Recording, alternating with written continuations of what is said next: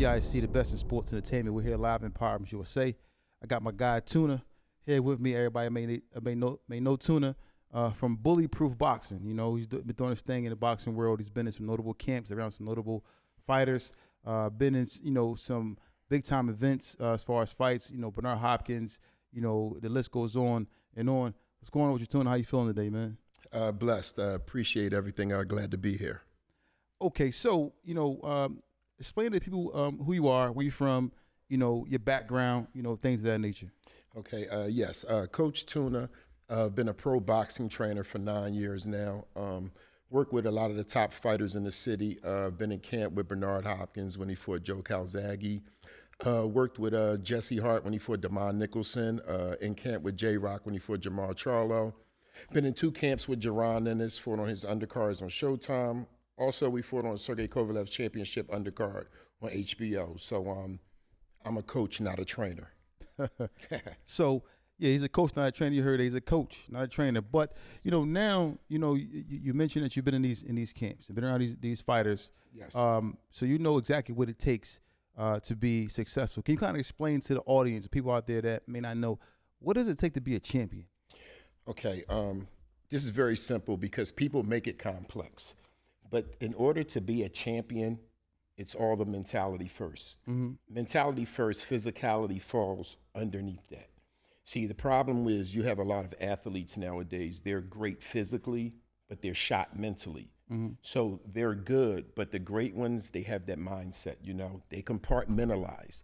They put things aside, to a degree. You have to be selfish because you have to focus on the task at hand. Okay. So in order for anyone to be great in anything you do in life, mm-hmm. you have to have the mindset first.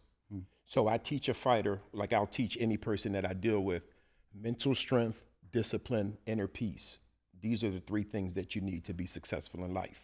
Okay. Yeah, that's mental strength, discipline, and inner peace. So not only do, the fighter learn the physical aspects of the fight game from me, they also learn the mental mindset first. So that's what makes the fighter great. The mentality. Okay. Wow. Yes. Wow. Now, the flip side, what can cause a fighter to just be, someone who doesn't reach their potential? What kind of delays that progress or stops someone from actually reaching the level that you expect them to reach as a boxer? It's a very simple answer. The reason that most fighters don't achieve their goals, mm-hmm. and you see that they may have the talent. We have a saying in boxing.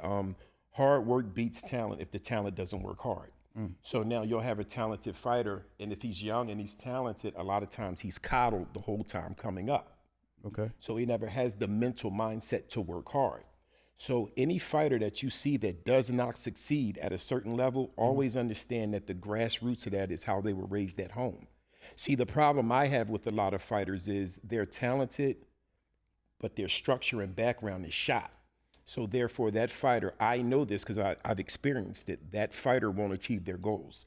So therefore, once again, the great fighter has the strong support group, the mindset.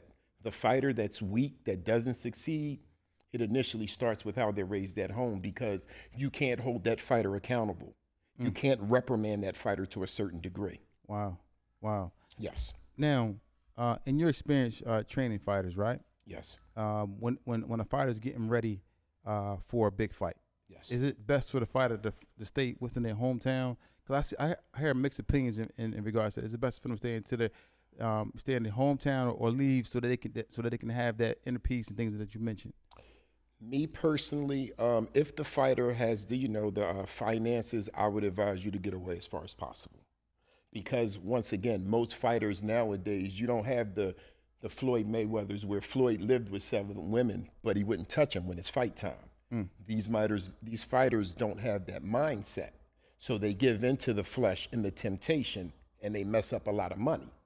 So I've known about fighters where this goes on in the fight game professionally, where if I'm fighting your fighter, we'll send a female to your fighter maybe a day or 2 before the fight. She might knock, she incidentally happens to knock on the wrong door. Your fighter opens the door. She's scantily clad. And, now this fighter has sex. We have an advantage. Wow. Now, I heard Terrence Crawford, and I heard other fighters, I've heard Floyd mention it, talking to Floyd in Vegas. And and I heard Terrence Crawford mention it. They have both of them have have the opinion that I heard Floyd was saying that it doesn't always affect you. It depends on when you do it, how you do it. Okay. Crawford kind of mentioned the same thing, like in that. So, but you're saying right before the fight, it can definitely be detrimental. No, but see, understand something. What you said in correlation was those two fighters are legends. Okay. Yeah. So see, Terrence Crawford can be with his family, go to the gym, come home. His wife understands, no, babe, not now. Floyd can do that. It's the mindset. See, people think that Floyd and Terrence Crawford are great because of the physical attributes. No, they're great because of the mentality. Once again, that all correlates to what you initially asked me. The great ones, they have the mindsets, whereas though you may take a fighter, certain fighters. Shane Mosley, no knock to him, but, fighters they may have to get away from the family and do that. So it all depends on the person. Because you heard like Shane Mosley always, I've heard him mention as well, and also you saw it as well in that HBO series where he would go to Big Bear, up in the mountains, whatever. A lot of fighters go there. That's a place where Canelo went. Oscar De La Hoya. The list goes on and on and on. You hear Shane Mosley say, "Hey, listen, I get away. I go to Big Bear." Mm-hmm. Now, you have these fighters. Have fighters. When do you think it's too long for a fighter to stay in the sport? At what point do you say, "Listen, all right, it's enough. You've been in this sport long enough." Is that determined by the losses, age? What determines when it's time to hang up the gloves? And it's funny, right? Because you'll ask certain coaches this, and they'll give you a complex statement. Mm-hmm. No, it's very simple. You can take a loss in boxing. You can't take an ass whipping. When you take the ass whipping, the career is over. Because now, so you have to understand in boxing, what you want to target is being an A fighter. Mm-hmm. Once you're a B, you're pretty much swimming upstream in quicksand to get wins. So therefore, much respect to him, but you take an Errol Spence. He didn't lose to Terrence Crawford. He took the beat down. So now the mindset is different. So the first time you get back in a fight and you get clocked, those flashbacks come back. So that's pretty much when, to me, a fighter is pretty much done because you're not that pit anymore. Now you speak about Errol Spence, and you mentioned that Crawford fight. Yes, he's been off he hasn't fought since that fight. Mm-hmm. Does this layoff let you know that hey, he's done? Does it say that? Because he hasn't come back. It's been years. Well, to me, he was done before the fight ended because, like I stated, it's different when you look in a fighter's eyes and they're shot. Yeah. So I can see that. I've been in a corner where and when you're looking at the opponent and he's it's taking him long again because that factor of taking that beating, he didn't just lose, he lost, he got beat, as you said. Took the ass whipping. So now you're looking at that fight. So in your opinion, we'll probably never see Errol Spence in the ring ever again. You'll see Errol Spence. You won't see his nickname was The Truth, right? The Truth, yeah. You won't see him again. You may see Errol Spence. You won't see The Truth. Wow. Now, can I just interject? Yeah, sure. Now, fighters like Errol Spence, I don't really blame. Mm-hmm. I blame, what's the gentleman, I believe I forgot his coach's name. I know his first name is Derek. Yeah, Derek, yeah. He didn't teach Errol Spence how to box. See, Errol Spence knows how to fight. It's a difference. See, the boxers last, the fighters don't. I tell fighters, you can fight that style like Errol Spence. Everyone will cheer for you. You might make money. No one is going to feed you when you have brain trauma. Mm-hmm. See, so Errol Spence, it's not really his fault. This is the problem in boxing. You have a lot of fighters. You have very few boxers left. The boxers know the science, the angles, the footwork, the defense. Yeah, but you have a lot of men that can trade, and people will cheer for that. Exactly. So now, you mentioned Errol Spence, and I just want to go back to this because you see a fighter like him who's at the top of the sport at 147. Yes. Him and Crawford going back and forth. Mm-hmm. And you see that there's levels to this. Yes. Terrence Crawford, now moving on, possibly going to fight Canelo. Yes. Do you see him being able to withstand the power, the weight, all those different aspects of Canelo, and Canelo being, Canelo's fought everybody. Being Canelo. Yes. So you see it. Do you think that Crawford, I know everybody has a chance. Do you think, could you see Crawford winning that fight? He has a possibility. Everyone has a chance. But if we just go down to it, going up 2 weight classes, Mm-hmm. it's usually a detriment. That was what the biggest downfall for Roy Jones was going up and down. You can't do that. One of the biggest detriments to a fighter is cutting weight. Mm-hmm. I think that, no knock to fighters, no knock to coaches, but I think that's one of the dumbest things in boxing for a fighter to have to cut weight, because in the midst of you cutting your weight, you're sapping your strength. Yeah. Yeah, so when you fight for me, you can't be more than 7 pounds between a fight. So when we start the training camp, 8 to 10 weeks, first week that weight comes right off. We don't have to cut. So we don't have to sap the strength. So you can still eat nutritional meals and still have your strength. Terrence Crawford's biggest detriment is going to be later in the fight when he has to carry that weight. Canelo could possibly stop him later due to the 2 weight classes. Wow. Now, saying that, right? You know, a lot of people saying the greats. You're talking about somebody like Floyd Mayweather. He went up to 154 for De La Hoya, for Canelo at 154, for Cotto at 154. Even though that's one weight class, but Floyd is walks around at 147, 150, somewhere around there.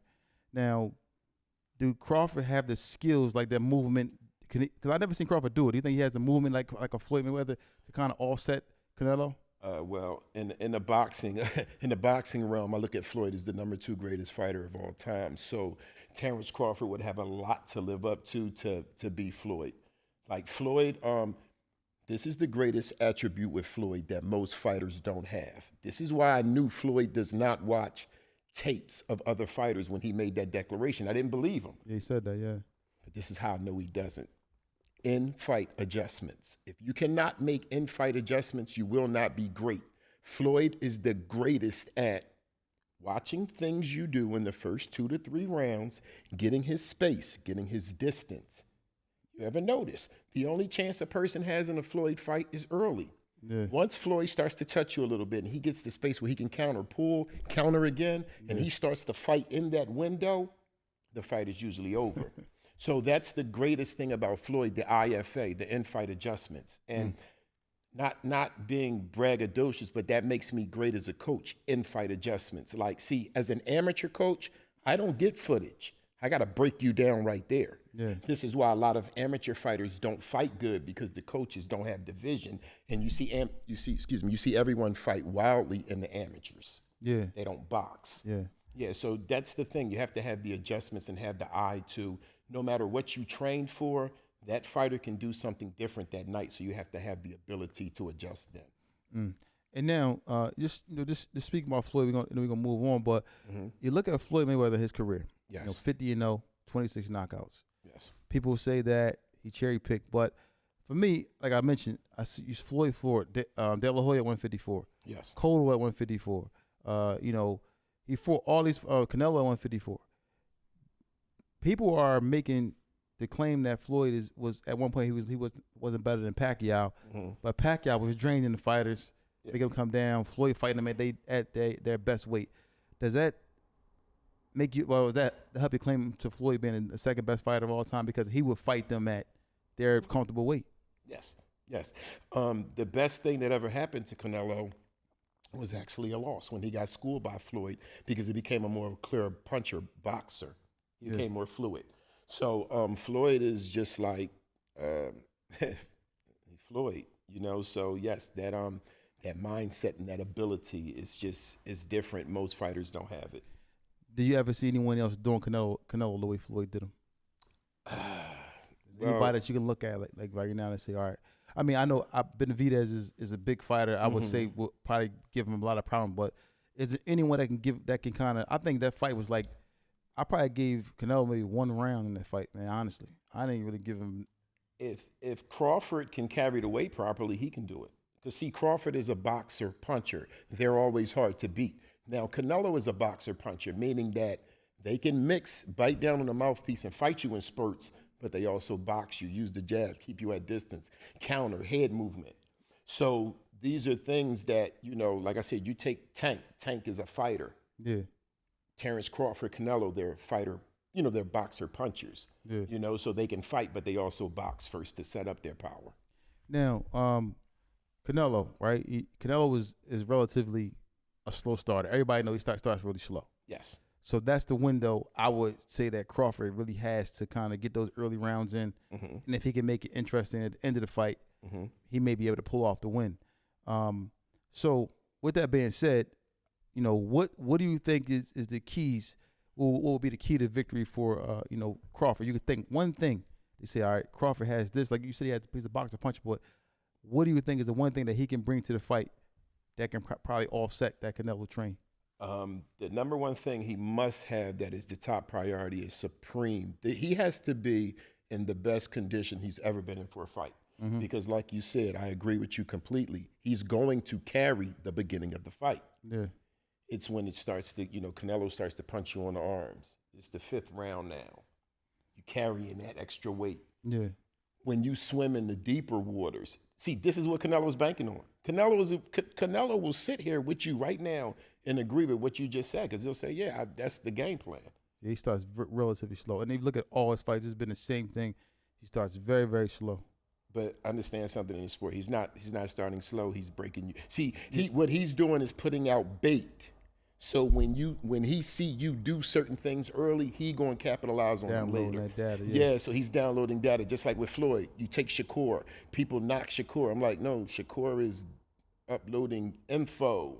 He's breaking you down early. Mm-hmm. So that's what it is. It's not that they're slow starters. They're methodical thinkers.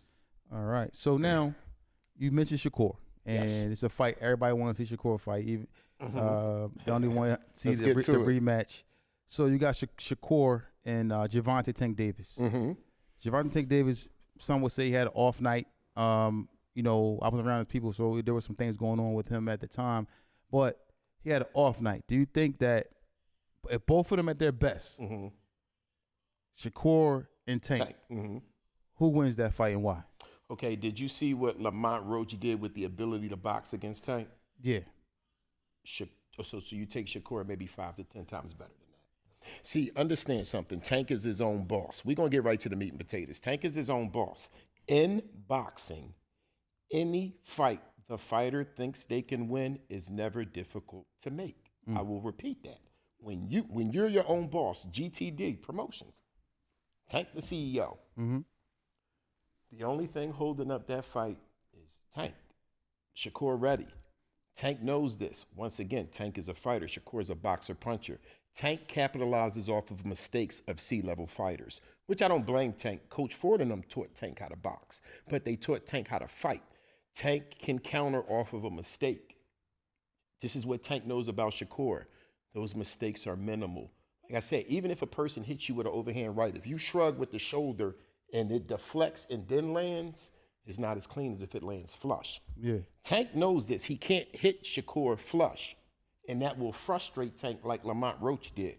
So therefore, this is why whenever you even mention Shakur's name, Tank gets into a rage because he knows this mentally. So therefore, if they were to fight, I think Shakur is schooling.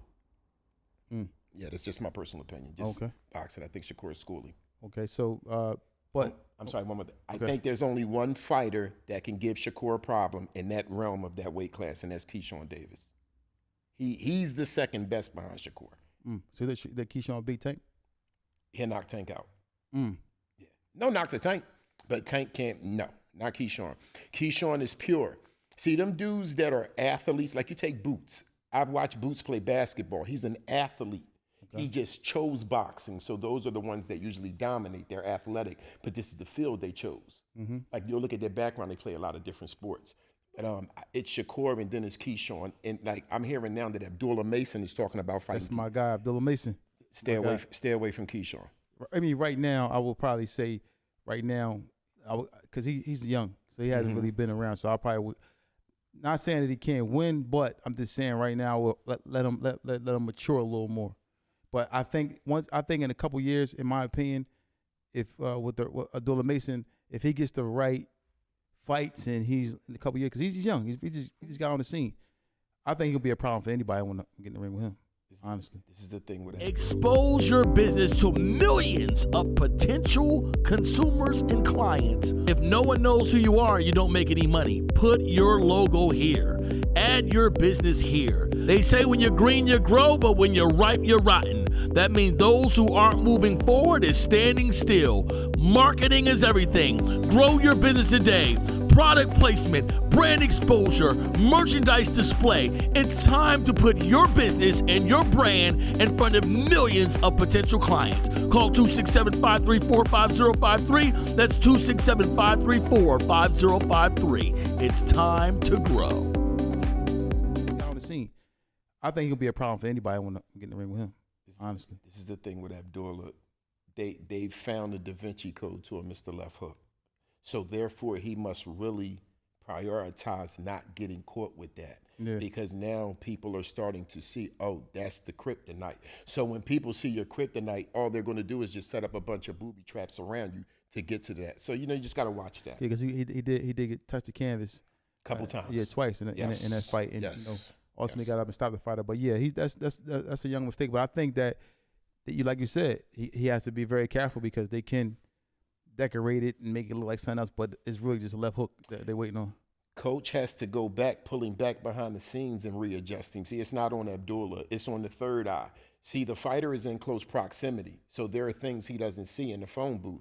So you, the third eye at a distance with more space, you have to break things down. So what the coach has to do is the chief second. He's got to take Abdullah, pulling back and say, listen, bro, we have to prioritize that because, see, what the problem is that he's opening up and they're catching him punching in between his punches.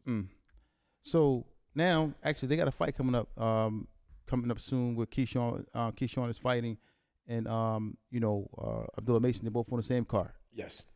So I look forward to Keyshawn being victorious. He's fighting who Shakur fought, and they were kind of criticizing Shakur's about running and not standing there. So now Keyshawn gets the opportunity to kind of put on the show, whereas though if he stops this guy, now he gets that look.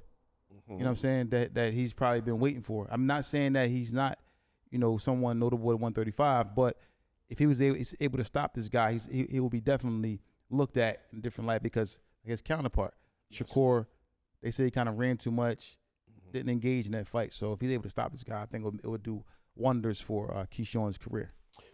Well, definitely. Well, like I said, any fighter I think that they put in front of Keyshawn, I think Keyshawn is ready. Yeah. So, and just as far as that thing about running, you hear a lot of people say Shakur runs. Mm-hmm. Okay, you've been to pro fights, plenty of them, right? Yes. You see how small that ring is, right? Yeah. Yeah, it's nothing like a gym when you sparring, right? Mm-hmm. That was one of the first shocks I ever got in my first pro fight. When we did the walkthrough to make sure the ring was leveled, days before the fight. Yeah. And you see, it's like this. It's like standing on this table and fighting with ropes around it. Yeah. So therefore, it's not Shakur running. It's just that the opponent doesn't have the ability to cut the ring off.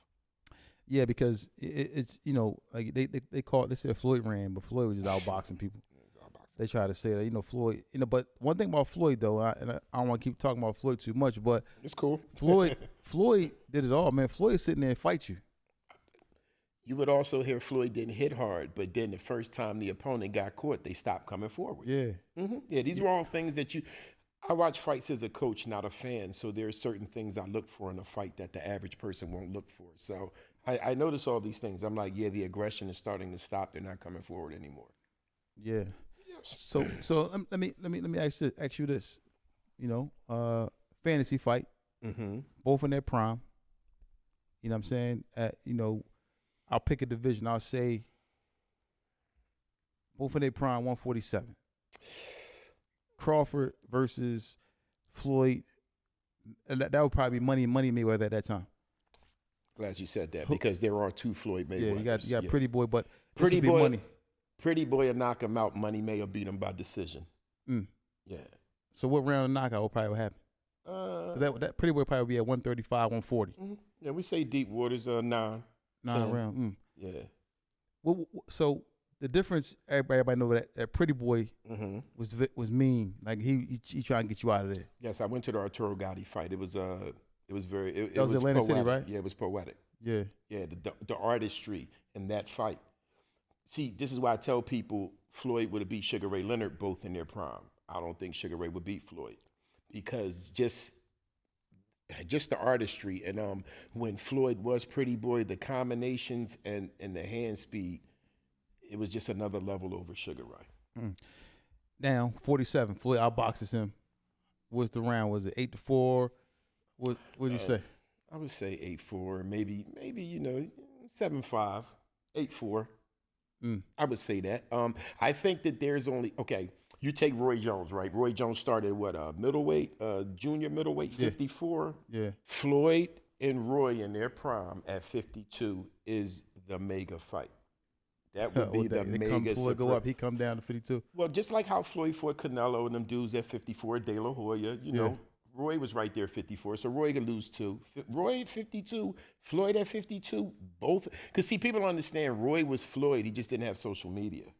Yeah, Roy. He was the biggest thing in boxing at one time. Well, Roy's number 3 all time. I got Ali, Floyd, Roy, Sugar Ray Leonard, Pernell Whitaker. Those are my top 5 fighters all time. Wow. Yeah, so Roy will do something that'll never be repeated ever in boxing. He didn't lose a round for 10 years. A round, not a fight. He didn't lose one single round for a decade. So that's you ever watch the I don't know if it was Vito Anafirmo. I don't remember, but I don't know. But Roy was just Roy was really that dude. Yeah, Roy was like that. Yes. For sure. Yes. I think a lot of Roy DNA, because Floyd was campaigning at like 135 when Roy was actually Roy. Okay, I got you. So a lot of the movements, a lot of things, I'm pretty sure Floyd was probably, downloading some of that stuff that Roy had, in his bag. I would agree with that. Because it really was nobody that was as, agile and had that, of course, the power. Yes. The one punch knockout, that my knockout power that Roy had was like amazing. Now, we go. Let's fast forward now to some of these fights that people want to see. Okay.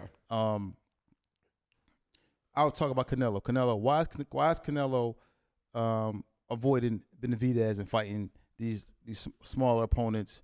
Is it the same thing you said about Tank? Like he is a problem there. He knows Benavidez naturally carries that weight, and that the power would be different when they naturally carry the weight. So he'll avoid Benavidez at all costs.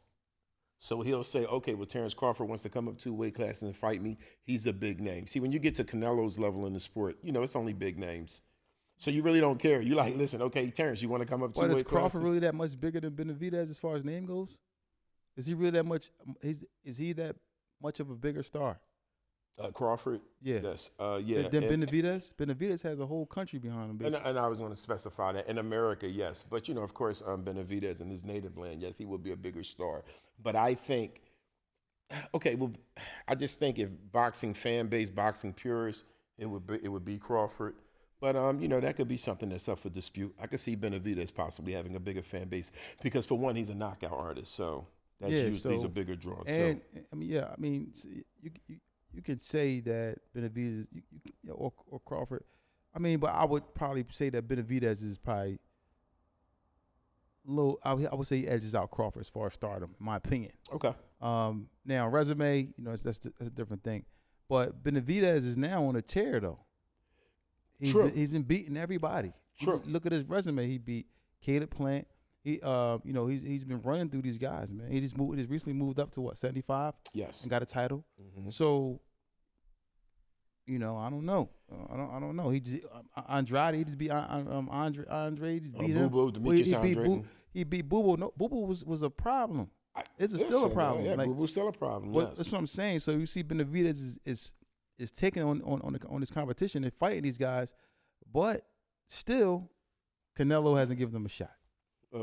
Like I said, I agree with you 100% because Canelo knows if he fight Benavidez right now, he'll make 3 times as much as if he fought Crawford. So he knows this. So, yes, it's avoidance. He knows that if anything, he'll take that fight, and that will be the one he knows, you know what, this is the last camp, fellas. This is it. I'm not going to do this anymore because even if he was to squeak out a win, he knows what the punishment will be like. Yeah, and I just think that, at some point he probably do it. Probably when on his way out, he want to cash out. Because Benavidez is actually young. He's still in his 20s. So that's scary now. Yeah. Benavidez is the problem. Now, you got some fights coming up. I'll kind of ask you, to pick some winners if you can. We got this weekend coming up. You got Caleb Plant versus Jose Armando. I mean, I probably will pick Caleb to win this fight. It's a 12-round fight. I think Caleb's going to get the decision. If he gets knocked out, I think it'll be late. What you think? I agree with you 100%. He should get the win. He needs a fight like this, get the confidence up, So there's some more other sharks out there he could swim with. So this fight, hopefully he does carry it. So bigger opportunities down the line. Well, I'll stick to the big fights. Then you got Keyshawn Davis. Once I say he's fighting Edwin De Los Santos. Yeah, De Los Santos punches. He can punch. It's 12 rounds for WBA lightweight title. Okay. So I already know what you're gonna say. But go ahead. No, well, I expect Keyshawn to win unanimous decision. Yeah, no stoppage. Possibility if it's there, but sometimes when you have individuals like De Los Santos that has counter power, sometimes you just got to tread a little lightly as far as opening up so much. So I could see it probably being a boxing lesson for him. A lot of body work. You may break him down late 11, 12, but I would probably see UD. Oh, you did? Okay. Yes. All right, now we got, let me see who else we got. Man, there's a lot of good fights coming up. Richard Hitchens versus Kambosos. I would probably go with Hitchens. Kambosos, I think since the Devin Haney fight, I believe he fought Lomachenko to Kambosos. Yeah, he got washed. Yeah, so he's been in a lot of wars, so I could see him like possibly being the B in this fight. So I would probably lean towards Hitchens. I mean, I think I would go towards Hitchens. I think Hitchens is going to win this fight. In my opinion, I think he's going because Kambosos doesn't have any power. He doesn't. Yeah. And not saying that Hitchens is a knockout artist, but Hitchens is going to be in his face, apply pressure, and I think he's going to probably not stop him, but beat him up, like you said, beat him up really bad. Beat him up. I can see that in that fight. Yeah. Now, one more fight I want to talk about. Before we get, you got possibly a rematch. We just talked about this fight, the first fight. Gervonta Tank Davis versus Lamont Roach. Okay. Tank's, coming back. He's gonna come back, probably fight him.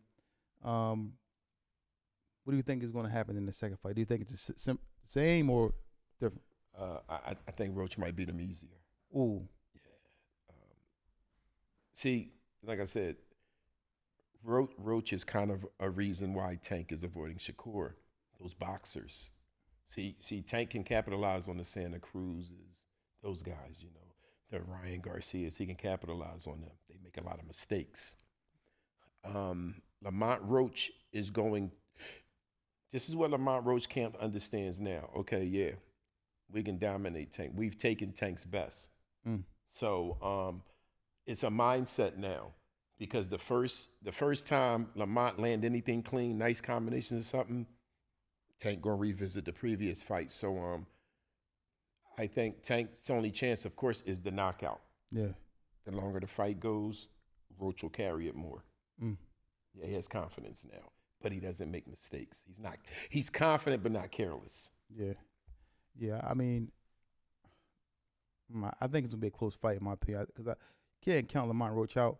But I wouldn't be surprised if Tank knocked him out though. Honestly, I think that, in my opinion, I think that I will probably want to see Tank be more involved with Coach Calvin Ford. I think if he can do that and they can find some way to kind of get on the same page, I can see Tank winning that fight, and possibly stopping Roach. But I just think that another thing, they just know each other so well, so you can't really pick who a real winner after seeing that first fight as of right now. This is the problem with Tank and Coach Ford. Coach Ford does not hold Tank accountable for the mistakes he makes and makes Tank pay for it and work on it. Tank gets mad. Coach Ford is going to accept how Tank feels because he don't want to mess his bag up. That's the problem. See, as the coach, you got to let the fighter know, listen, bro, I may have other streams of income. I'm not living off of you. So Coach Ford is never going to tell Tank what Tank really needs to hear. Yeah. So that's the biggest problem. That's the disconnect between them. Tank is cussing him out in between rounds, bro. What we doing? We're in war. Relax. You fighting and bickering. Yeah. And that's your chief second. He brought you here thus far. But the problem with Coach Ford is that he never really checked Tank because he was too fixated on how much money he was going to make, not the betterment of the fighter. So the first time Tank was moody, acting catty, not wanting to listen, not wanting to do the work, having one of those days, he didn't check him, so Tank continued to do it. Well, you know, I had opportunity to kind of be around Coach Calvin Ford, and you know, not him and Tank together, but being around Coach Calvin Ford. In my opinion, I think that Coach Calvin Ford has a general love for Tank, like a you know, like a son. He looks at Tank as like a son, and they have a relationship where as though they do, you know. I mean, I've seen the quarrels in the ring, but I just, for me, from being around Coach Calvin and being around Tank, him and Tank at the same time, as far as not in the camp, but being around through the press tours, they have a real, they real tight. Like their relationship is like real close. I just think that they may have had some, I don't know what it is, but maybe there was something there that, you know, caused them to probably just go, you know, kind of have a bit of a separation. But I believe that they mending that relationship. I would just want to see what happens if they both on the same page together, full training camp, something like that. Their relationship is like a father-son, you would say, right? Yeah. Yeah, so as the dad, you're the leader, so you don't take anything from your son, right? Yeah. You don't take lashing out, right? Yeah. You check him, right? Yeah. Yeah, you don't play no games, right? Yeah, I agree. Yeah, so see, like I said, I'm a head coach. I don't take crap from the fighter. Now, don't get me wrong, I haven't had a fighter on Tank's financial level, but understand something. The fighter knows with me from day one, even if you get to Tank's financial level, I have other business ventures. I'm not living off of you. So therefore, we're going to keep a clear understanding. Because think about, you hear Tank in an interview? Slurred, right? What you mean? What you mean he talk? Yeah. What you mean, from punishment? Yeah, head trauma, slurred speech. It's not bad, but it's noticeable. I don't know. I mean, that's how for me looking at it and interviewing Tank, and seeing his other interviews, that's kind of, for me, that's just the way he talks, I believe. Because even before, because he when he first came in the game, he wouldn't speak too much. He wouldn't talk a lot. Look at interviews, he would just sit there. He wouldn't never really talk. I don't know if that was just his demeanor, but he's a Tank. How can I say it?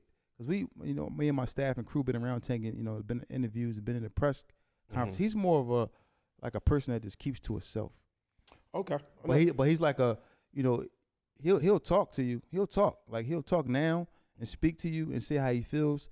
I just think the last fight, because it was just something different about him from seeing him from the previous fights, and then seeing him before he fought Roach. He came to the press tour, it just didn't seem like he was himself.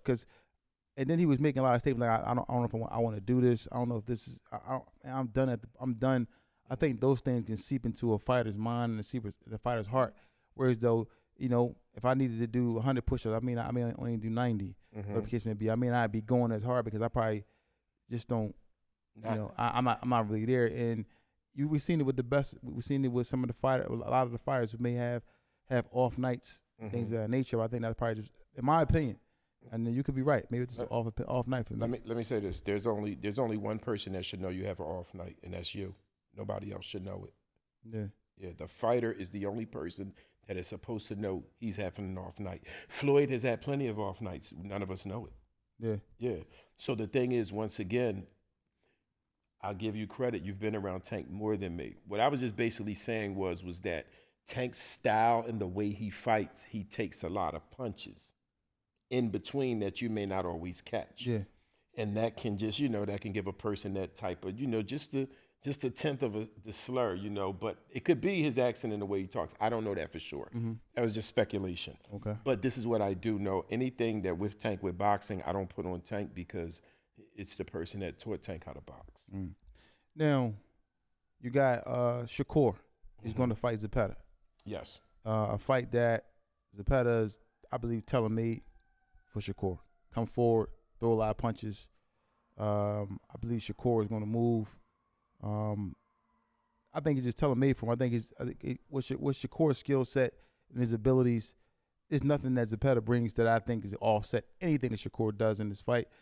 I think Shakur would be on his game, like I said, tight defense, not leaving any openings, not giving him anything, and being sound, boxing for 12 rounds, which would ultimately give him a unanimous decision in this fight. Your thoughts? I clearly agree with you 100%. I just think, like I said, with the Shakurs and all the great fighters, the fight is only close until they get the space. Once they get the space, once they touch you a few rounds, once they give you a few feints, they see the tendencies, they see the mistakes, and they start to upload it. I think this will be the same. Well, like Shakur fights are all pretty much all going to be like that. I heard something from a source close to the Zepeda camp. They said that he's gonna be training to throw 1,000 punches around. I mean, I don't know if that's going to help him, because you could throw 1,000 punches, but if you're getting caught in between shots, you know what I'm saying, like, Yes. And his chin ain't really all like that. I mean, he hasn't been stopped, but he's been touched. So for me, you come in here throwing 1,000 punches. What about defense? You gotta have a better game plan than that. There's two things to a game plan. There's the game plan, then there's the execution. Yeah, so you can have the game plan. Man ain't throwing no 1,000 punches against no Shakur around. So, that's the game plan. That's the intentions. Yeah. But he'll get out of that mindset early. Yeah, I agree. I think he's going to change. I think, like you said, he's going to come there with that mind with 1,000 punches. Then once you start getting punched and caught in between shots and, getting spent and Shakur's, moving on. I don't think, I think it's going to frustrate him. Yes. In my opinion. Yes. Now, let's go to Philly zone. I have a few Philly fighters. I'll start here with my guy, Cool Boy. Okay. Steph. Yeah, he came back like a tornado After the Inoue fight? Yes. And he came back, and now he's back at the top of his division. Okay. He's back, where he rightfully belongs. Title, got the belts, he's right back. Yes. Do you see anyone in that division that can give him any problems? Well, is Inoue still in that division, or he moved up? Anyway, he actually he went down. Oh, he went down. Yeah, he went down to fight Inoue. Oh, he went down to fight Inoue. Yes. I would possibly like to see him fight Inoue again, box a little more this time. But I think really, as far as Steph, I think that's really he had that fight before. I think he learned a lot from that fight. So I would possibly like to see Steph fight Inoue again, because I think that's really the biggest name in that realm, and as far as those weight classes. Yeah, well, Inoue is at 122, and Cool Boy Steph's at 126. 126. Yeah, so he the WBC champion. So I mean, there's Angelo Leo there, Rafael Espinosa's there as well. So those are the other champions. Now there's a New York fighter that's saying that he would love to fight Cool Boy. You know who that is? Shushu was like, I would love that opportunity to fight, Cool Boy. He thinks that he has the skills to possibly offset Cool Boy, but Cool Boy is a technician, man. No, Cool Boy is a technician. I would equate that to the kid Schofield thinking that he was ready to fight Shakur. Yeah. So it's just like sometimes you can talk yourself into a situation and say, you know what, don't nobody want you out there, but nah, I don't think so. No. Schofield is supposed to be fighting Tevin Farmer, I believe.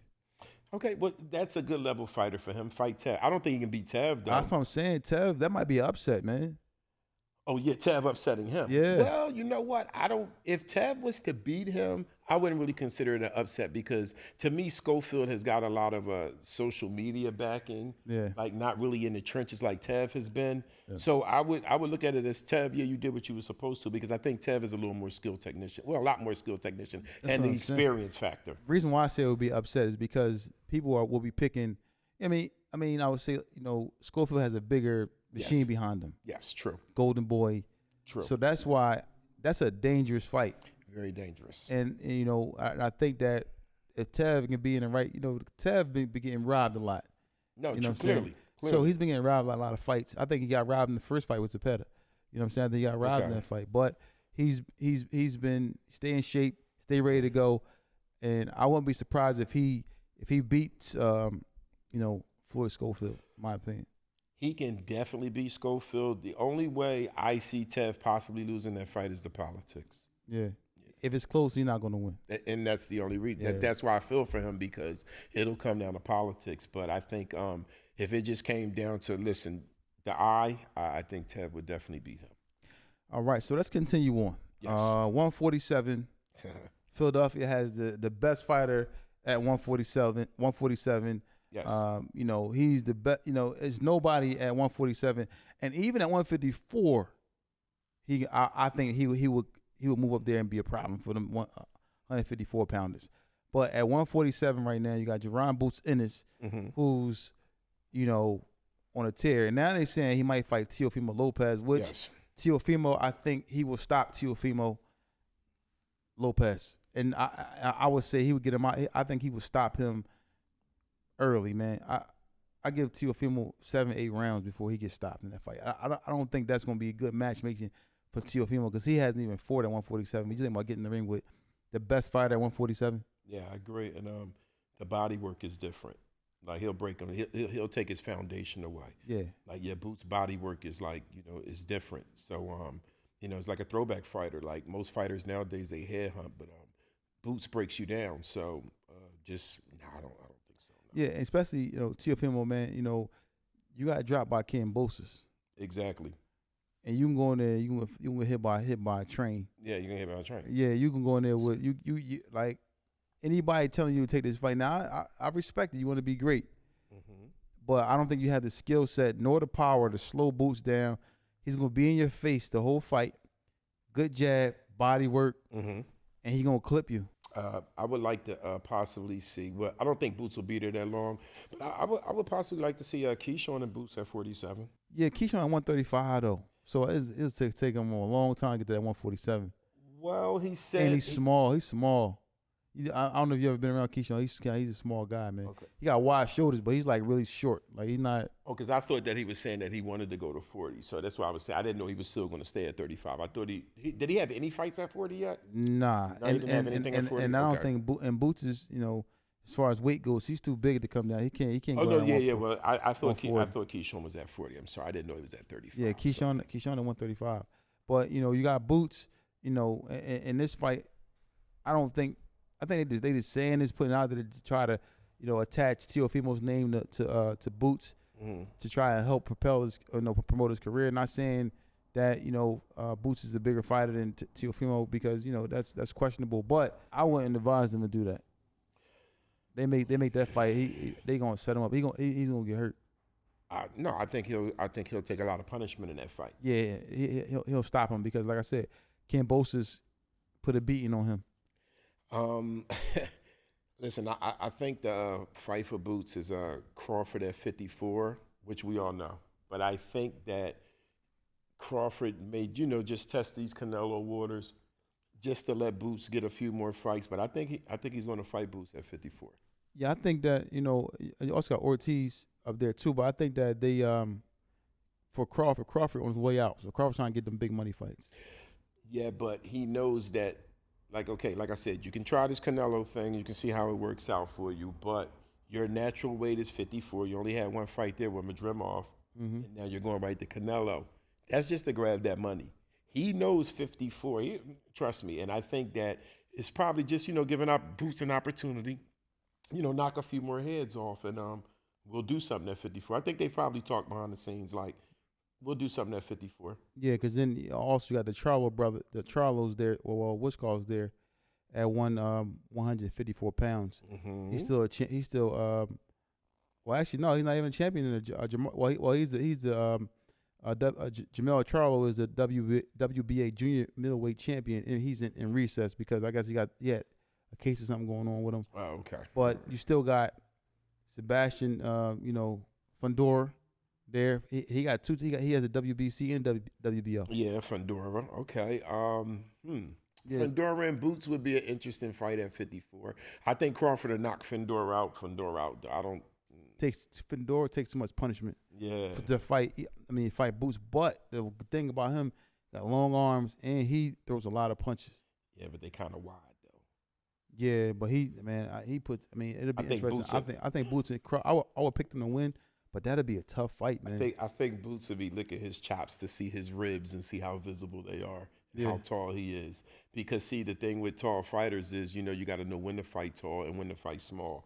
So a lot of times he fights tall on the inside, which is backwards. You got to fight tall on the outside. He's fighting tall on the inside, so he's leaving a lot of things exposed that the great ones will pick apart.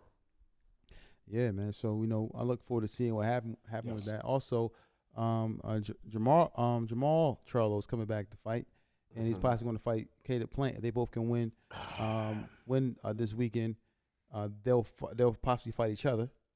Let me get your pick if that fight was happening. I would probably go with Charlo. Charlo. I got it. How long has a layoff has he had? Charlo, this would be his second fight in a row. He's Okay, all right. So he's been active over the last year. He just fought, Okay. I believe, in October. I think, if I'm mistaken, he just fought in October. I would go with Charlo late stoppage. Over Plant. Yeah.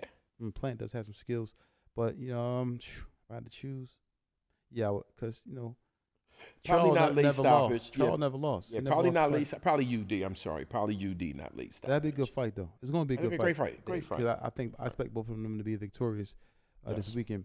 Yes. Any other fights you think you want to see? Anything else you want to talk about in boxing, man? Man, just once again, just please support the movement, Bullyproof Boxing. Like I said, the goal is, to work with the children.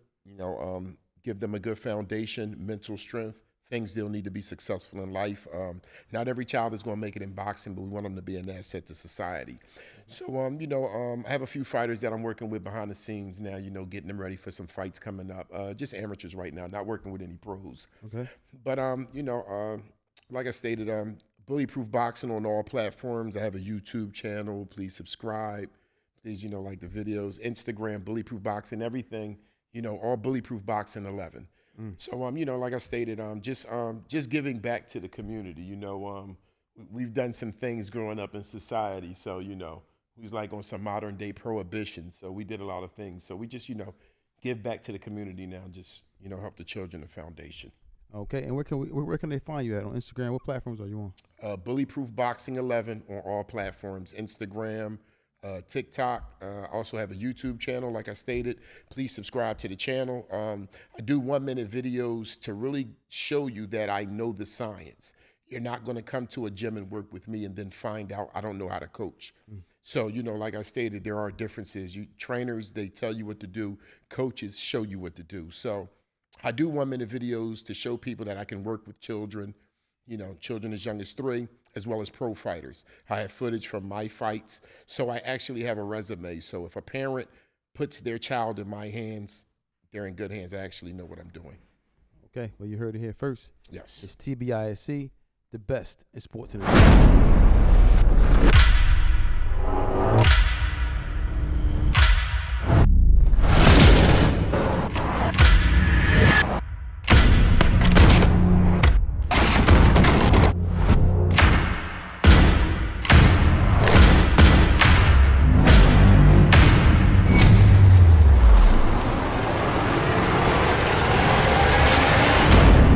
Expose your business to millions of potential consumers and clients. If no one knows who you are, you don't make any money. Put your logo here.